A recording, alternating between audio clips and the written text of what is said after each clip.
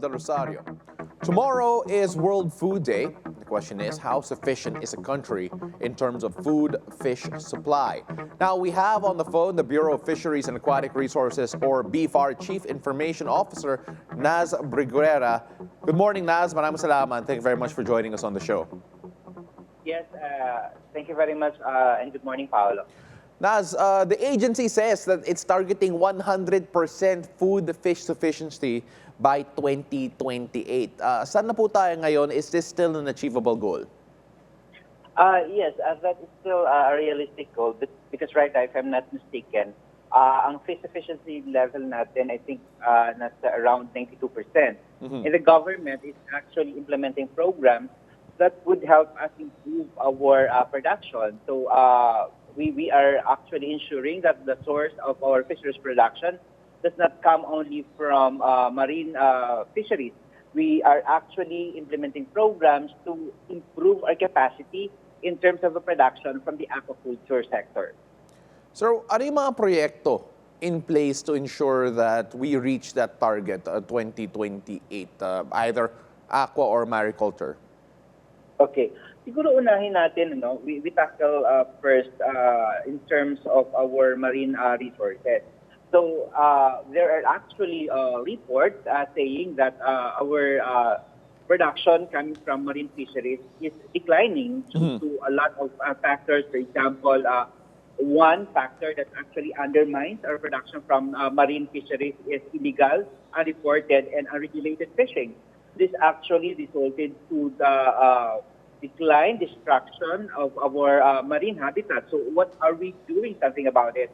So we are actually focused on habitat restoration. We're actually educating our partners, especially the local government units, that we really need to exert effort in terms of harnessing their mangrove areas, protecting their seagrass, their coral reefs, because these are critical marine habitats that is very vital to fisheries production from the marine fisheries.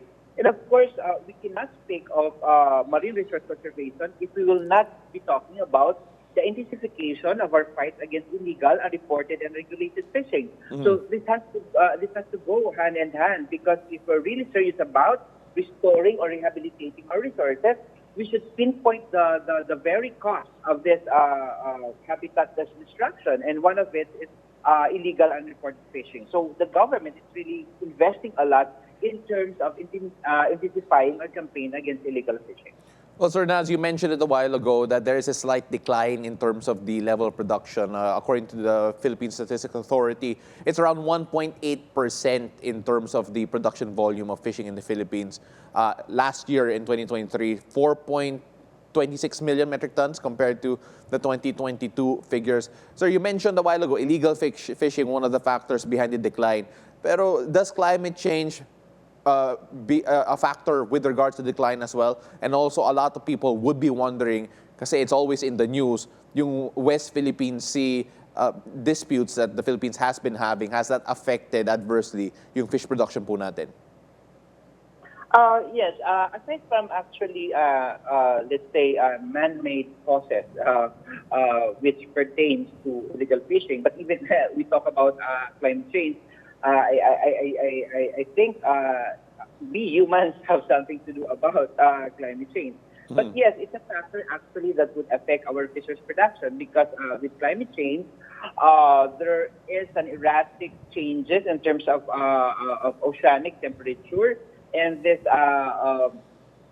incident could actually lead to altered migration pattern of most fish species, especially the pelagic or tuna and tuna-like species. So we really need to address the effect of climate change, the negative impact of climate change. And we'll still go back to habitat restoration, because the one effective way of actually combating the negative impact of climate change is to ensure the integrity of our environment, especially our mangrove areas, our corals. So we really need to put more effort in terms of our habitat destruction. And then you mentioned about the challenge that we have in the West Philippine Sea. Yes, although we could say that there are other factors which have actually contributed to the noted decline in our production for the West Philippine Sea, because we need to take into account also, with our disturbances, reduced fishing efforts due to rising fuel costs. But yes, the challenge, the conflict happening, the geopolitical conflict happening in the West Philippine Sea is one of the factors that we could actually say it is one of the causes why there's a noted decline in our production for the West Philippine Sea. Sir, you mentioned a while ago focusing on the environment as well, rehabilitating some of the nature with regards to the production of fish here. You take a look at what BFAR has been doing, because it has to work with the community, the fisher folk, to be able to ensure any sort of sustainability. What type of support does BFAR provide to the communities that are adversely affected or that need to have better effort with regards to sustainability? Yes, that's a good question. Well, there are actually two things that we are doing in terms of addressing that particular issue. One approach is what we call the hard approach, and that actually refers to our effort to intensify or campaign against illegal and unreported fishing. And there's another approach that we call the soft approach. So this soft approach pertains to actually giving incentives to the local government units who have showed outstanding coastal resources management practices.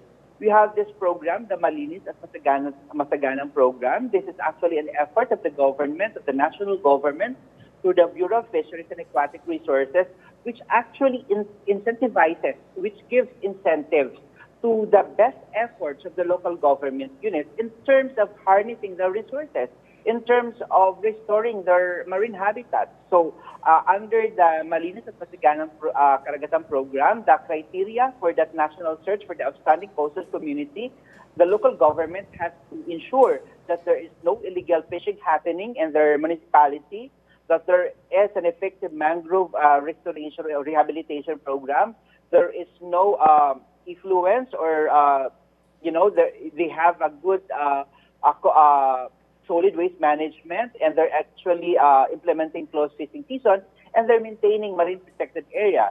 So based on those criteria, we actually give incentives to the local government units in terms of livelihood projects. For example, under the MMK, we have actually awarded so many municipalities who have actually won the contest 30 million worth of livelihood projects for their community, because they were able to actually garner the national award for the MMK. So this is what we call the soft approach. We motivate the local government units to actually collaborate or cooperate with the national government in terms of harnessing the resources, because we need to take into account that it's actually the local government units who are at the front line of coastal resource management, Paolo. Sir Naz, we really appreciate your time and all of the information and insight. We hope to talk to you again very soon. Thank you very much for your opportunity in sharing this information. Mabuhay kayo. That's Naz Briguera, the BFAR Chief Information